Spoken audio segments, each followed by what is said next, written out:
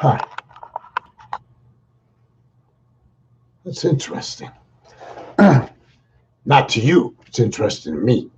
What I was referring to is on one screen, I have a blocking by the same camera. And then on another screen, it's everything's reversed and different. Anyways, again, digital technology baffles me. Digital technology eludes me. So I am simulcasting on Facebook and on what do you call it? YouTube. I'm simulcasting on YouTube. Hey, Chris. Hope Becky's there. Hi, both of yours. If not, tell her I said hi anyways. Ah, okay. So maybe you're wondering. Hi, Jenny. Welcome back to Facebook, Jenny. Jenny got bounced and beaten by Facebook. We tried every door. They're all locked. She gave me a word of caution. I've been, ever since the day she told me she had been disabled, I've been simulcasting on YouTube, because when my day comes and they disable me, whatever that means, I'm going to be ready. Well, at least my podcast will be ready. Me, I won't be so ready. But, Ginny, I'm working on moving all my photos and everything to Google and locking them up on the cloud, because I do not want to have happen to me what happened to you. So, more to be revealed. Welcome, Ginny and Becky, Chris, and anybody else who's out there. And I don't know you're out there yet because you haven't said something. Yes. I'm going to download. I'm going to figure it out, Ginny. I'm going to figure out a way to be ready for the day that Facebook either shuts down, closes the door, disables, whatever it is they're doing, man. I'm going to try to get ready for it. But I've already started that by simulcasting on YouTube. Hey, Mark up. Hi, Kathy. And Mark, I hope Anne's there with you. If she is, tell her I said hi. All right. So listen, interesting day. Let me, Kathy, I knew you were out there somewhere. Let me tell you a little bit about what's been going on this afternoon with me. And then you can always chime in. There's this thing called interaction that says write a comment. You can do it on YouTube. You can do it on Facebook. And here's the thing. Hi, Debbie. It's insufferable. The honeymoon, I said yesterday, is over. Okay. Biden had his 6 days of fun, and then it's just unbelievable what Republicans have done. But I'm not going to spend today's show talking about Republicans have done.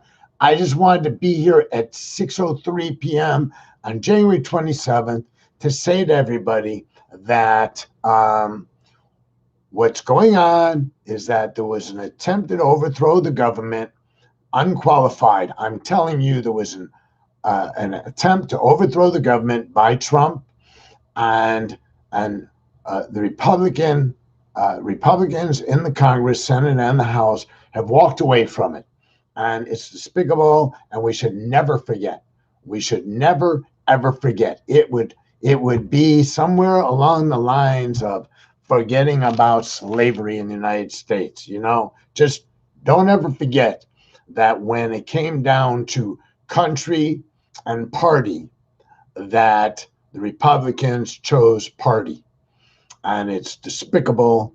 And I'm just saying, on January 27th, 2021, lest we forget, no. All right. A friend of mine on Facebook said today that 100 members of his 6,500 non-political camping group removed at the same time. That sounds to me then more like something went awry with their algorithms, because it didn't make sense. Chris, it was too windy for you to ride. Wise move. So now I'm done with my political statement. I want to talk about the day. So yeah, I went out riding. I went out about between 10:30 and 11 a.m. I got out. My garage was freezing. I'm like, oh my God, I put on layers. I open up the garage, I go out into the alley, and it's not so bad. I'm almost thinking I'm overdressed. So off I go. Cindy was riding with me. Two of us, off we went. And we went down to, so here's what we did. Not that you care. Not that any of you would even know what this means. But what I did was we went down to, and then, and when we got to Royal Lane in Greenville, they have put up these cones, or they're barricades, and they made a bike lane, two-way bike lane on Greenville to connect the White Rock Creek Trail with the SOPAC Trail, that stands for Southern Pacific. So, we took it. We took it to the SOPAC. We got on SOPAC, took SOPAC. We tried to go to Mockingbird Station. They're doing construction, turn around, come back. Having a good time, packed a lunch, had a plan, go have a picnic kind of thing, right? Get down to White Rock Lake, pull over to have a bite, and the wind is cutting through my layers of clothing. And I always have wind cutting fabric, right? So it's like, yeah, this isn't a place to eat. I mean, we're taking the worst. Move to another location, a little bit lower down, hidden from the wind, facing a different direction. Wind's at the back. Try that, right? Get through eating, and by now my hands are cold. I'm not feeling it. When I say I'm not feeling the good vibe of I'm out here biking, I'm with nature, I'm at the lake. I'm like, you know what? Time to go back. It's getting a little uncomfortable. And the wind was coming out of the north. I came south to the picnic, turning around. I was going into the wind for the next next 12 miles or so. Yeah. Boy, oh boy. So why is that relevant to talking to you on a social media network that we call Community and Connection? Is because I got home and I was too tired to do much anything. Kind of laid around vegetating in front of the television, and I'm watching TV and I'm like, wow, I tend to watch CNN this time of day, right? Or MSNBC. I like Nicole Wallace. And man, I can't keep my eyes open. I'm like, well, maybe I should take a shower. I'm too tired to take a shower. I should go to the store. I need to get some fruit. I'm too tired I ain't do nothing. I didn't do nothing. I didn't go that far, and it burned me out, man.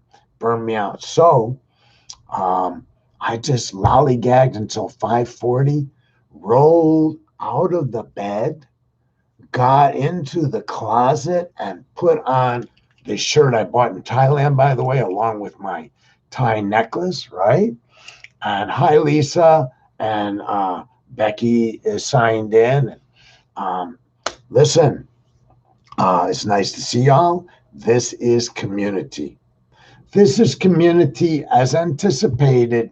If we were all living in the same neighborhood, we would have community. Some days I might invite a bunch of you over and you would have dinner at my house, or you would come and play cards. You play Crazy Eights at my house. Another week, all the kids might be in your backyard. Community, community, community. We have decimated the senses of community, not purposefully, but for instance, none of us from Chicago right now that I'm looking still live in Chicago, and Chris doesn't live in South Bend anymore. And some of you, this may be your hometown, but Debbie's in Florida. She's a Chicagoan. Kathy's in Florida. I'm in Dallas. My point is, we've become more mobile. We become more dependent upon the internet in order to maintain this sense of community, this sense of connection. We don't have that standing over the fence. In fact, I've talked about it before. If you went in my backyard, you're not talking to my neighbor over the fence unless you're over 8 feet tall, because the fence must be 8 feet, right? So there's no talking over the fence. Now, I'm not lamenting it. I'm just identifying. I'm just saying that community in the traditional sense has been ravaged. Time has ravaged it. Debbie posted something about change earlier today, and I said, everything changes. And she said, yeah, I don't like change. And I said, yeah, but, but everything changes, everything. And it's why I embraced Buddhism. It's one of the primary reasons I embraced Buddhism, because better than any other philosophy, religion, call it what you will, teaching, practice, it it it it drove home to me that everything was impermanent, thus everything changes. And why that was important to me is I I I was suffering so many losses at various times, and it was as though somehow I could keep things from being lost. But the truth was I couldn't. Things were going to change. Now, for me, some of those changes were devastating, but they were, you could have anticipated some of them, some you couldn't anticipate. I had to learn to just let the tides just wash over me. So the tide comes in and the tide goes out.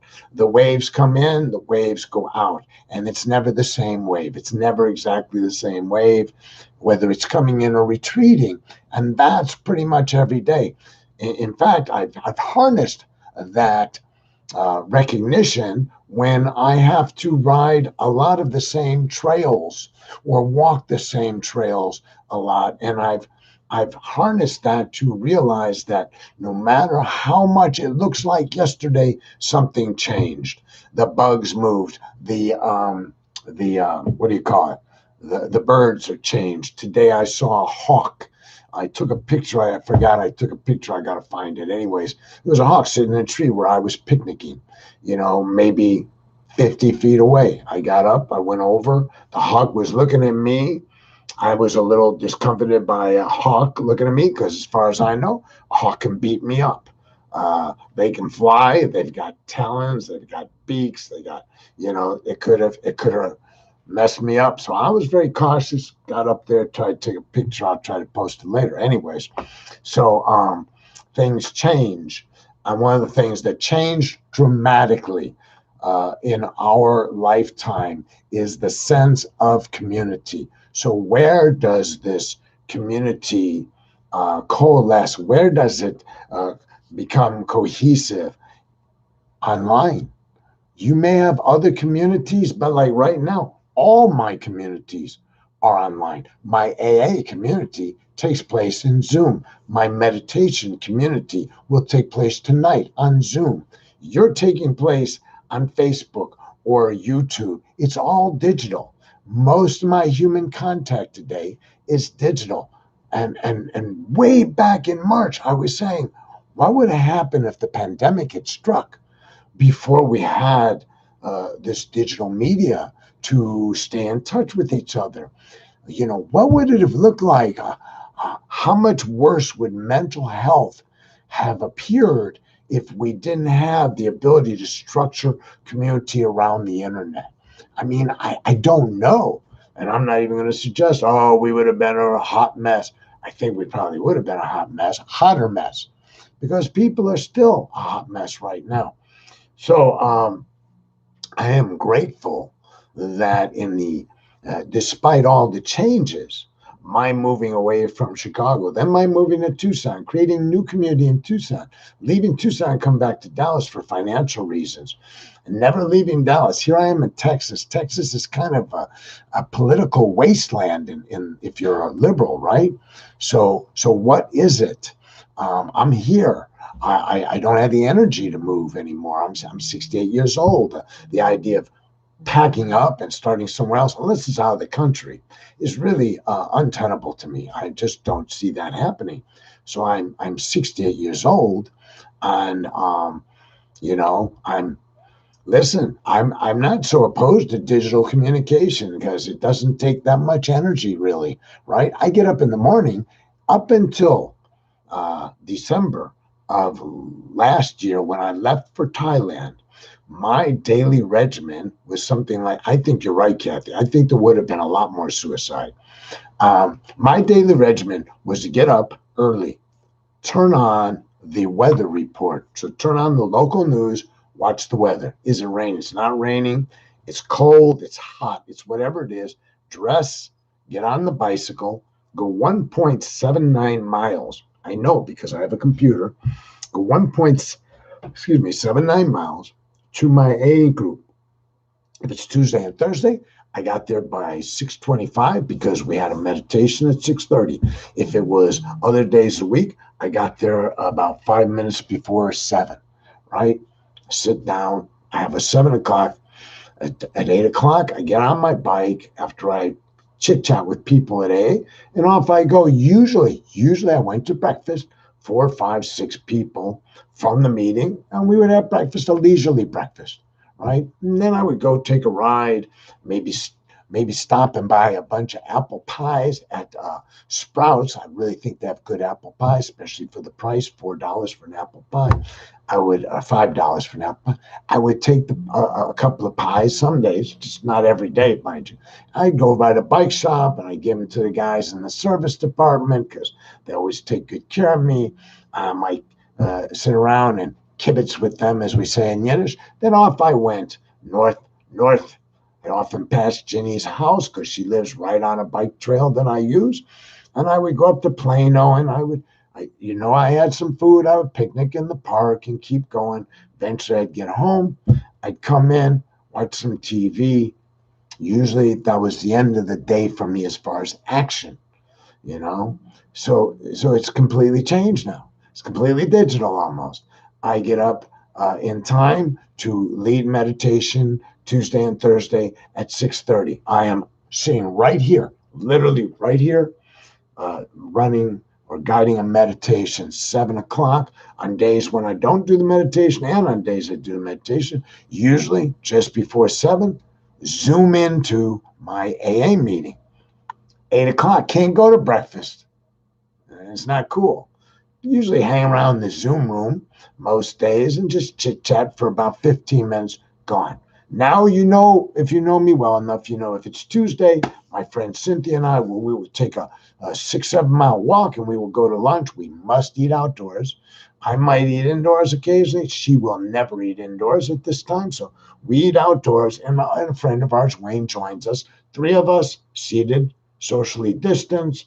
The rest of the week, just, ride, man. Just ride, walk or ride.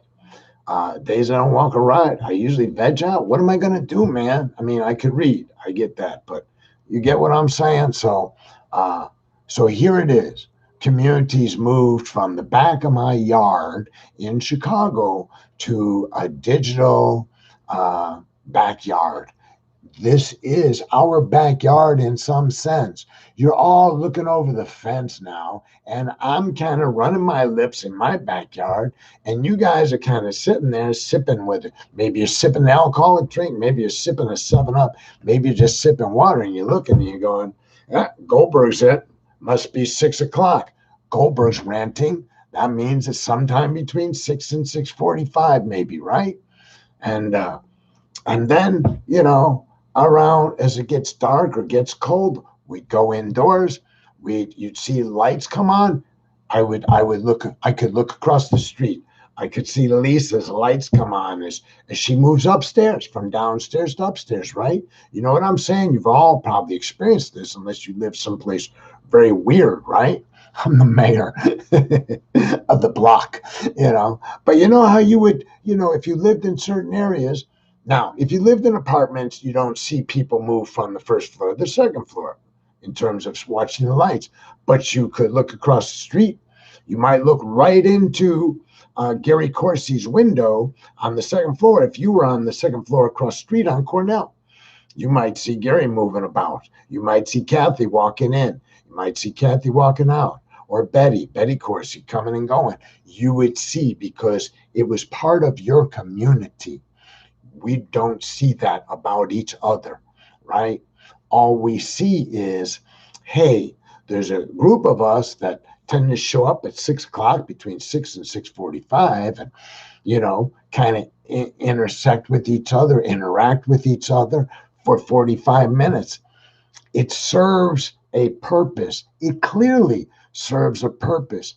If nothing else, this 45 minutes tells me that there is there is no accounting for communication that results in a sense of community. There is no replacing, in many regards, communication that creates community. So many people have made millions off of creating artificial communities that people who were desperate aspired to. Religious communities, new age communities. So people joined these communities, and oftentimes out of some sense of desperation or simply loneliness, subscribed. Um, whether it was dating online, whether it was Yahoo groups back in the day, whether it's now it's Facebook, and I am a Facebook addict, right? I stop if one of you post a picture about what you did today. I'm gonna look at it. If it's kind of fun, I'm gonna like it. If it's really wild, I'm gonna hit the wow, and if it's really something, I might write a comment. But I'm looking. I'm staying connected to you. Now, some of you don't do much. Chris is cool. Chris, he puts his rides on. I see how far he went. Mark, I don't know if he meant to. I don't know how old it was. He posted a picture of himself from about 30 years ago. Mark McDougall did that. I saw it. I smiled to myself. I'm like, I know that Mark. I have no idea necessarily what Mark looks like. They haven't seen him in many years. Debbie, I don't know that anything could keep you from going crazy, girl. I think you already went crazy. I think we're all living with the results of that. So, um, uh, so we are, as we transition, Facebook, as we transition, as we transform, as the days wear on, Facebook was a place where I could see some physical element of your life if you were open to it, if you were willing, if you were posting it, right? So if you were posting your grandkids, that was fine with me. I want to go look at your grandkids, right? If you were posting your birthday, or if you were posting your favorite charity, or your antipathy towards Republicans, I was there. Or maybe you were a pro-Trumper, and at some point, I looked at that and I said, "Wow, that's freaky, man." It was community. It is community. Facebook is community. It's why we are so entrenched in it that when we lose it, like Ginny did, or any number of us have done for periods of time, or when somebody we know signs off, says, I can't do this anymore. And we're like, no, no, no, stay, man. How will I know what's going on with you if you leave? Because some of you, I don't have your phone number. I don't, this is communication. This is the community. The community is held together in by Facebook. And Facebook can be a jerk about it. Facebook can be an ass. As long as they don't charge, I'm not going anywhere because it took me so long to get the hang of this. It took me so long to even allow myself to immerse. I got a friend request. It was probably in the mid 2000s. My second wife, Lori, sent me a friend request, and I accepted it without really even knowing what that meant. And it was months, maybe a year or so, before I actually got into and realized what it was that she had friended me into. Um, and then once I got it, it was kind of like learning email was I remember writing an email, and I will tell you, it was to a person, and I wanted to explain something, and I didn't want to call them and explain in person because I didn't want a dialogue. I was uncomfortable with the dialogue. I knew if I was to do this phone call, there would be probably some recriminations or something. I just wasn't psychologically up to the challenge. And I thought to myself, wow, I'm going to send this email. I'll send them middle of the night. So they probably won't see it till they get up, right? And then when they read it, they'll read at their leisure. And if they want to reply, I can read the reply. And I thought, this is a gifted forum, this email thing. I can send a letter, and I know it got there the same day. I know the other person will not have the ability to immediately engage with me. So I started writing letters. Now I don't know that I have sent a actual written letter. Now my mom, she never used a computer. She died last year. Sometimes I would write a letter to her in my head, but I I never wrote it down. I think, but I'm not sure. I know I thought of it, but I don't know if I did it. I think I may have wrote my mother a letter and sent it to my sister and said, "Could you print this and show it to her?" But I may never have done that. It's hard for me to recall. Um, in contrast, um, I I got letters that I sent my parents when I was in law school from England. About a dozen letters. I was there for, I don't know, about 2 months or so. I was I was at Oxford, and I was studying law, and I was writing my parents. They paid for the trip. I couldn't afford a trip then. I was a law student. I wrote them. A number of letters. I wrote them and thanked them for sending me. I told them what I was doing day by day. I told them about the classical concerts I was going to. I told them, I described some of the people in my class that I was hanging around with and stuff. And, you know, uh, that stopped. And there's a lament in there. My oldest friend in the world, um, Kerry in California, his wife passed away tragically and suddenly. It'll be 3 years soon. And um, he he's always finding letters that they exchanged with each other. They were together over for about 47 years.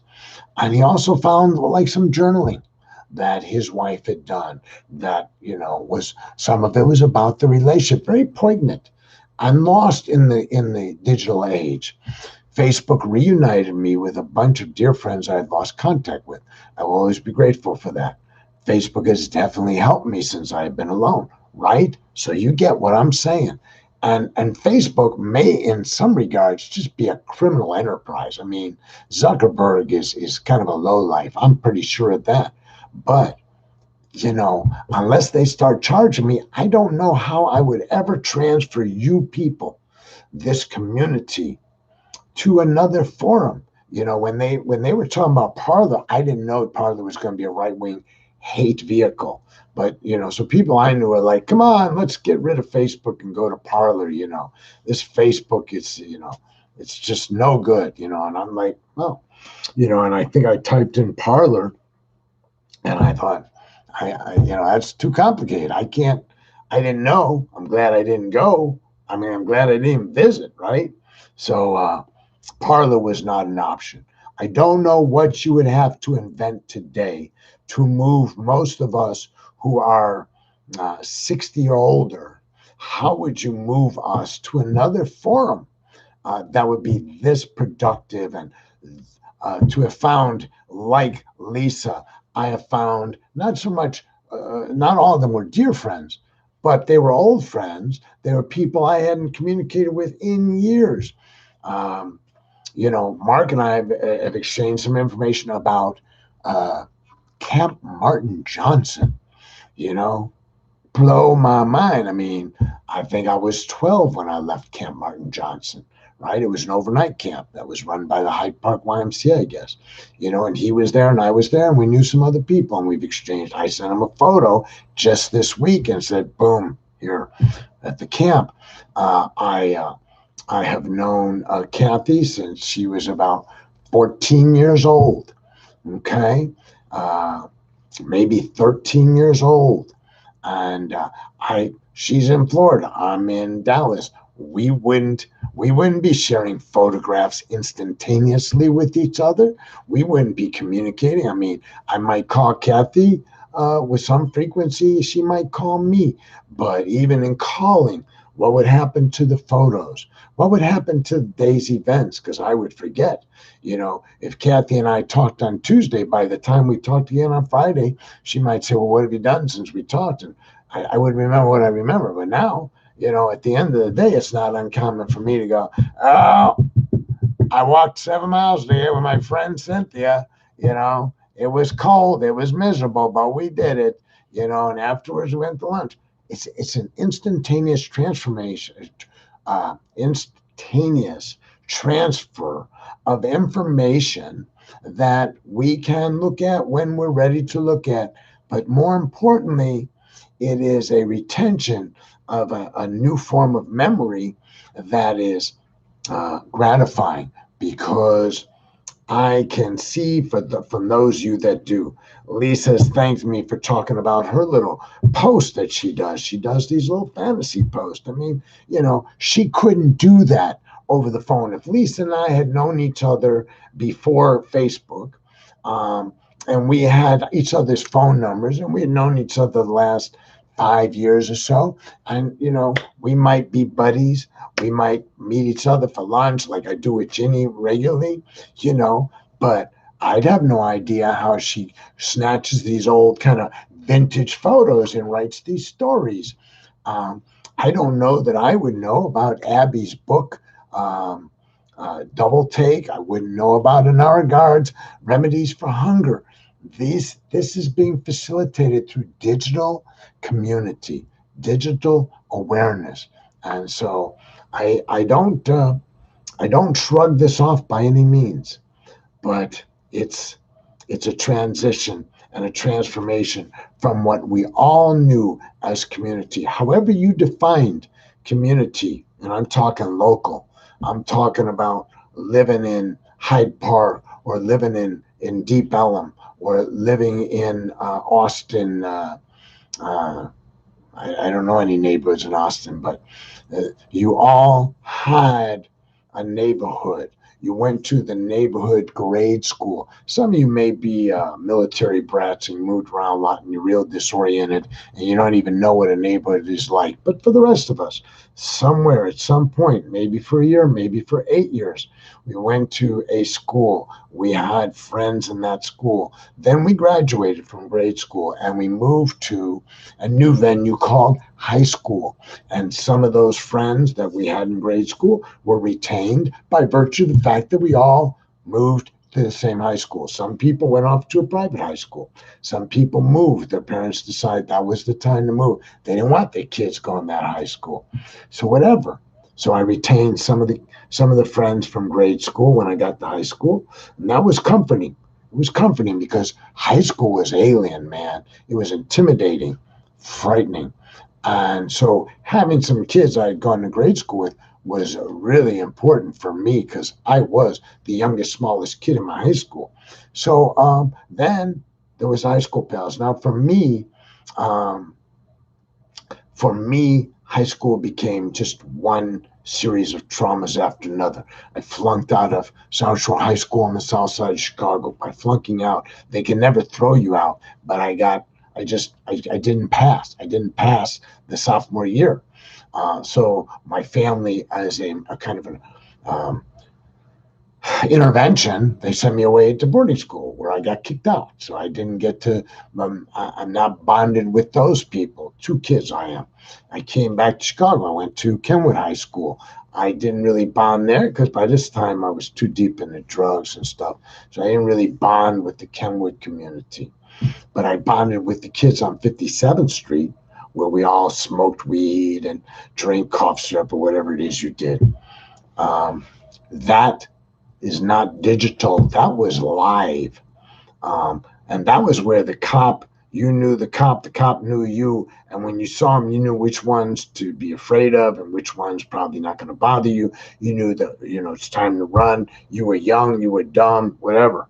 Now we're settled in. Look at this. We're all sitting in a chair probably, or maybe you're laying in bed, whatever, because I can't see you. And we are communicating. It's like we're on the phone almost, but more intimate. And in some regards, it's more intimate. And we are recognizing through your comments that there is Facebook community. Not to laud it, just to acknowledge it. It may not be the best way, but it's at this point, at this juncture, it's almost the only way. Though I know some people who will not have anything to do with Facebook. I know a couple of people that won't have anything to do with Facebook. And the lament, Kathy, is I don't know what they're up to a lot of times. Now, my oldest friend, he doesn't have a Facebook account. Gary never had a Facebook account. Cough syrup, Chris is whetting his appetite. Gary, your brother, never had a Facebook account, but Ray Dean, his wife, did. My friend Kerry never had a Facebook account, but his wife did. She's passed, but he still uses that to kind of peek around. I have friends. Bill Stive doesn't use Facebook. Jimmy Childs, Kathy. I know a lot of people won't go anywhere near Facebook. And the lament is that unless I talk to them with some frequency, which I do with my friend Kerry, and every now and then I say, you probably didn't see my blog. And he goes, yeah, I saw your blog. Or I say, well, you probably didn't see, I did a podcast. And sometimes he says, yeah, I saw that podcast. So he sneaks in, he sneaks out. But a lot of people don't. And if they don't, all I can do is try to report, right? That's all we can do when we're exchanging pleasantries and catching up with each other. We're just reporting, right? And depending on how good you are drawing a picture, I guess, will dictate how well you will be heard. Yeah. Some of you draw really good pictures orally, and so people will get a better idea. I'm better than a lot of people at drawing pictures with words. It's something I had to do a lot of times. What are you going to do? So I just realized something about YouTube and Facebook. When I look at YouTube and I touch this, it's correct.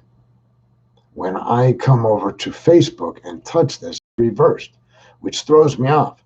So if I want to deal with my hair, I have to think opposite, because my inclination is really this hand wants to pull down my hair, because on the screen, that's where my hair is sticking up. But that's not right. Whereas on YouTube, I'm seeing myself more real. And I'm using the same camera, I think. And interestingly, I got two different views, two completely different views. One catches me from the head down to about here, and then Facebook has it from almost my ceiling, the top of my cat condo down. It's kind of weird. It's digital, baby, but it is what it is.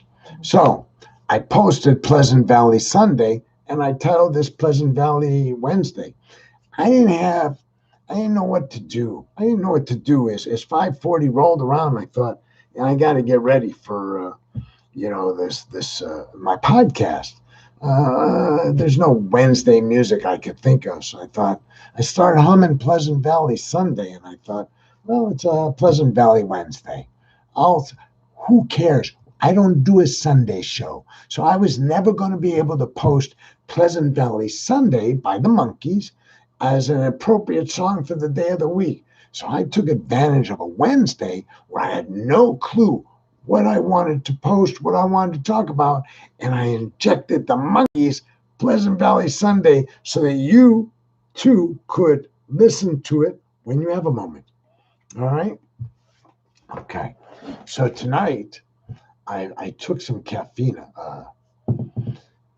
not even an hour ago. Well, about an hour ago. I took caffeine because I was really dragging, and I still got to get through 40 minutes of meditation. And, I have many miles to go before I sleep.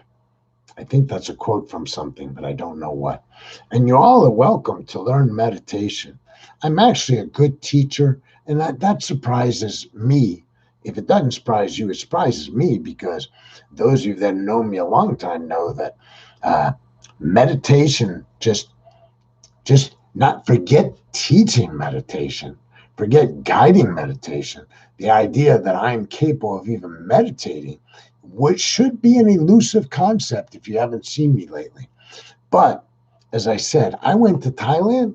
This is not a good segue. because the meditation really didn't do with Thailand, except that I was learning meditation from Thai Buddhist monks. But I went to Thailand, and I went to this uh, retreat place. It was a temple, and I told you I couldn't stand it. I had to leave. It was so noisy. But here's the thing: they said you got to wear white. See, I'm looking in the wrong thing. I was looking at Facebook and trying to pull the wrong collar. So thank you both, Chris and Lisa. So I had to wear white.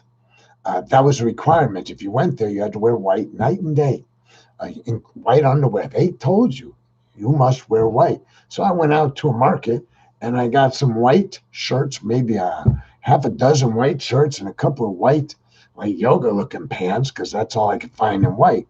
And I had to get some white underwear because I didn't know I was going to this place until I was already in Thailand. So I got this in Thailand. The shirt was made. I probably paid $6 for this shirt. Okay. It kind of feels like linen. I don't know what it is because they don't have to label clothes in Thailand. You ask if it's cotton and they'll tell you whatever they want to tell you. And then, I also got my giant while I was in Thailand. I don't even know where. Literally walking down the street, walked into a stores. This store had little things like this in the window and inside. And I just went in and looked. I saw the giant and I knew the giant was a protector. And I thought, I think it cost me about somewhere between $1 and $3. I don't know. It cost me a baht. Anyways, it would cost more in the United States, and I bought it. It was just this, and I showed it to the abbot. The abbot is the head monk of the temple I lived at, and he said, "Oh," and he took it from me, and he came back, and he had the string. He had put it together and made it so it would hang on my neck. So, what's that got to do with meditation? Nothing. But I'm ready. I'm ready, Freddie. I'm ready to facilitate meditation.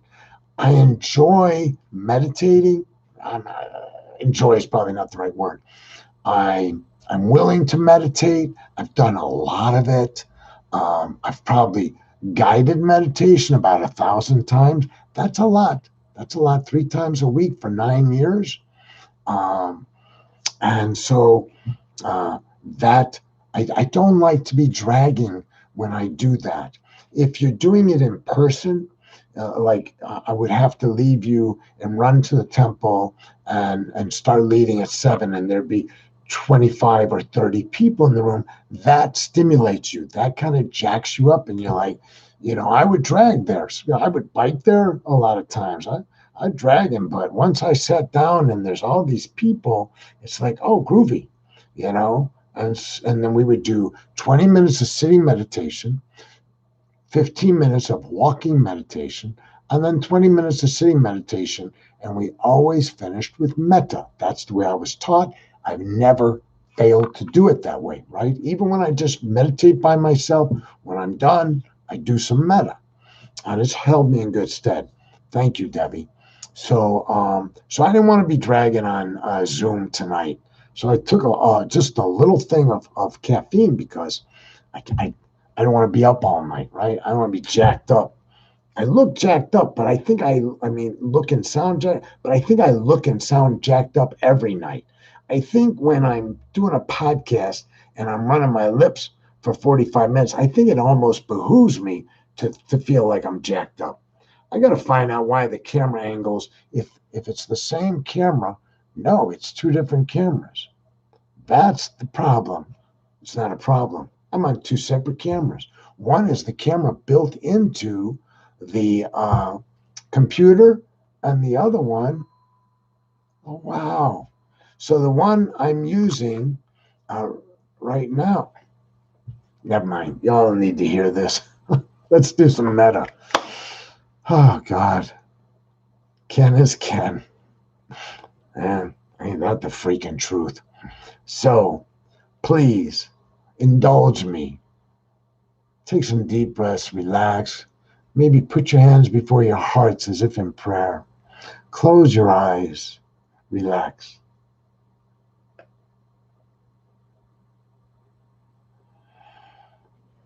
And whether it's a prayer or reflection, may I be happy, healthy, free from harm. May I be free from anger, anxiety, and fear.